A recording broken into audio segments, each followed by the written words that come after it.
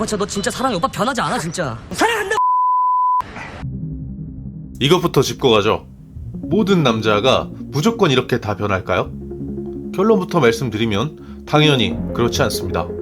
그래서 왜 변하느냐보다 먼저 주목해야 할 것이 있습니다. 변할 사람을 어떻게 걸러내느냐. 다행인 것은 그들이 관계 초반부터 드러내는 특징이 있다는 점입니다. 이걸 미리 구별할 수 있는 신호 3가지부터 시작해보죠. 첫 번째, 관계 초반에 삶의 중심이 연애로 급격히 이동합니다. 연애 초반에 갑자기 상대의 모든 일정이 나를 중심으로 돌아가기 시작한 경험 한 번쯤은 있으실 겁니다. 운동도 미루고 친구를 잘 만나지도 않고 너랑 있는 게 제일 좋다는 말이 생각보다 빠르게 쏟아지는 사람. 이럴 때 많은 분들이 이렇게 받아들입니다. 나를 정말 많이 좋아하나 보다. 표현도 많고 따뜻한 사람이다.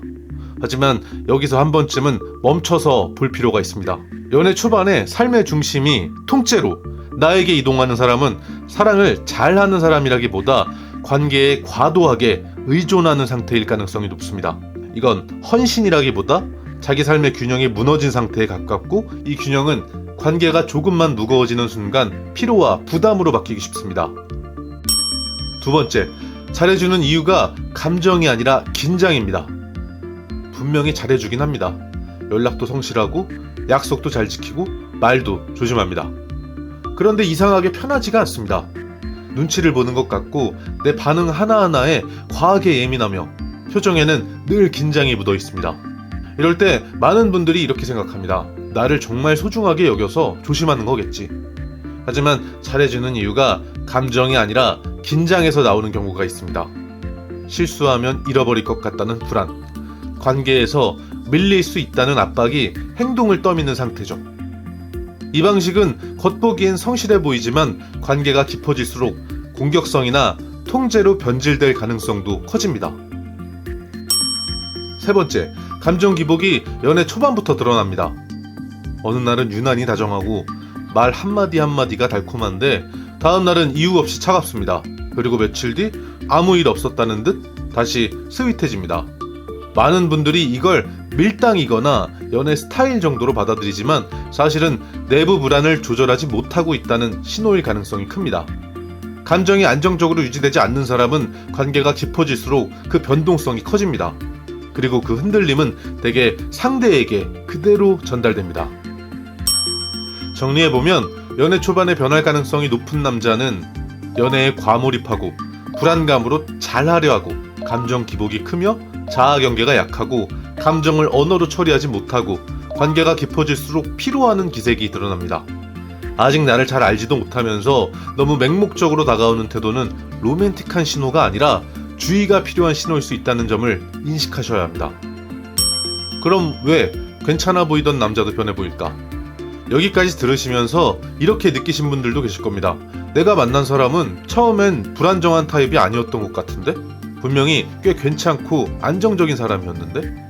근데 어느 순간부터 태도가 식은 것처럼 느껴졌다.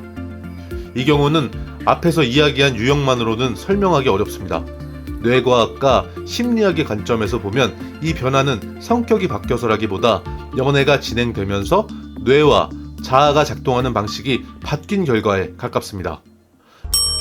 연애 초반의 그 모습 떠올려 보시면 아실 겁니다. 에너지가 넘치고 연락도 빠르고 웬만한 건 다 맞춰주고 감정 표현도 자연스럽습니다. 그래서 상대는 이렇게 판단하게 됩니다. 이 사람이 원래 이런 사람이구나. 하지만 이건 그 사람의 본 모습이라기보다 뇌의 보상 시스템이 최대로 켜진 상태에 가깝습니다. 연애 초반, 남자의 뇌에서는 도파민이라는 신경 전달 물질이 급격히 증가합니다. 이 시기에 상대는 감정의 대상이기 이전에 보상 자극으로 인식됩니다. 관계가 깊어지면 뇌는 설렘 대신 안전 점검을 시작합니다. 연애가 안정기에 접어들면 연락이 줄고 말수가 줄고 감정 표현이 적어진 것처럼 느껴집니다. 그래서 우리는 마음이 식었나? 사람이 변했나? 하고 생각합니다. 하지만 실제로는 사랑이 줄어서가 아니라 관계를 인식하는 모드가 바뀐 경우가 많습니다. 연애 초반의 뇌는 얻어야 할 대상을 향해 움직이지만 관계가 깊어지는 순간부터 이 관계를 감당할 수 있을지, 유지할 수 있을지를 먼저 계산합니다. 그래서 남자는 조심스러워지고 말이 줄고 때로는 차갑게까지 보이게 됩니다. 친밀감을 자유상실로 해석하는 남자들. 관계가 깊어질수록 유대감은 커집니다. 많은 여성에게 이 유대감은 안정과 편안함으로 느껴집니다. 하지만 일부 남성들에게는 같은 신호가 자유의 축소와 책임의 압박으로 번역됩니다. 안정적인 남자는 관계가 깊어질수록 책임을 더 잘 지지만 불안정한 남자는 거리두기로 반응합니다. 표현이 줄고 연락이 줄고 갑자기 숨막혀 보이는 반응이 나옵니다. 대부분의 남자는 이 상태를 말로 설명하지도 못합니다. 그래서 상대는 마음이 식었다고 느끼고 갈등이 커집니다. 이제부터는 나의 이야기입니다. 여기까지는 왜 남자가 변해 보이는가에 대한 이야기였습니다. 이제 더 중요한 질문을 해야 합니다.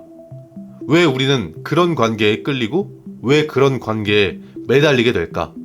이건 운이나 팔자의 문제가 아닙니다.